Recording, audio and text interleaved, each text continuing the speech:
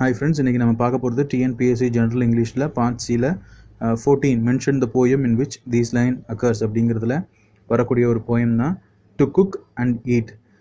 இந்த போயம் ரொம்ப சிம்பிளான போயம். எவ்வளோ சிம்பிள் அப்படிங்கிறது நான் சொல்லி முடிச்சதும் உங்களுக்கே தெரியும்.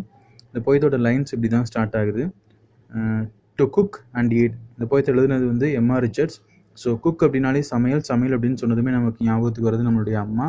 ஸோ நம்மளுடைய அம்மா மாதிரியே இங்கே வந்து எம்மா அப்படிங்கிறத நீங்கள் கனெக்ட் பண்ணிக்கோங்க. குக்குனா அம்மா, அம்மா மீன்ஸ் எம்மா. So M.R. ரிச்சர்ட்ஸ் அப்படிங்கிறவங்க தான் இந்த போயத்தை எழுதியிருக்கிறாங்க. இந்த போயம் எழுதும்போது அவங்களுக்கு வயசு வந்து வெறும் 12 மட்டும்தான். ஓகே, இந்த போயத்துக்குள்ளே போகலாம். To cook and eat is an art.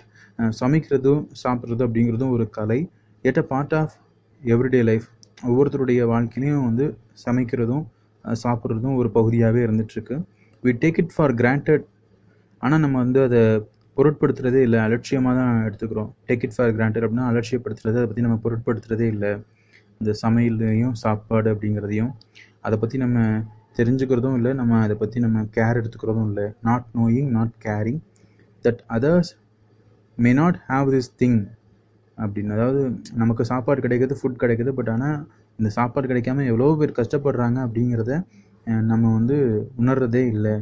அதுதான் அங்கே சொல்லியிருக்கிறாங்க. That others may not have this thing which we so foolishly waste. அதெல்லாம் தெரியாமல் நம்ம வந்து ஃபுட்டை வந்து வேஸ்ட் பண்ணுறோம். அப்படி வேஸ்ட் பண்ணக்கூடாது அப்படிங்கிறத உணர்த்துறது தான் இந்த போயம். இவ்வளோதான் இந்த போயம், வேறு ஒன்றும் கிடையாது. நான் மறுபடியும் இந்த போயம் சொல்கிறேன். To cook and eat is not it a part of everyday life. We take it for granted, not knowing, not caring that others may not have this thing which we so foolishly waste. அப்படிங்கிறது அந்த poem. ரொம்ப ரொம்ப சிம்பிளான poem.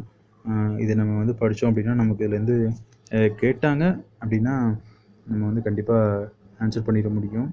ஃபுட்டை வந்து waste பண்ணக்கூடாது அப்படிங்கிறத நம்ம இன்னொன்று புரிஞ்சுக்கணும். ஒவ்வொரு போயத்தையும் நம்ம படிக்கும்போது புரிஞ்சிக்க வேண்டியது என்னென்னா, இதை ஏன் ஸ்கூல் புக்ஸில் கொடுக்குறாங்க அப்படின்னா அந்த கிளாஸ் பசங்களுக்கு அது அப்போது தேவைப்படும்.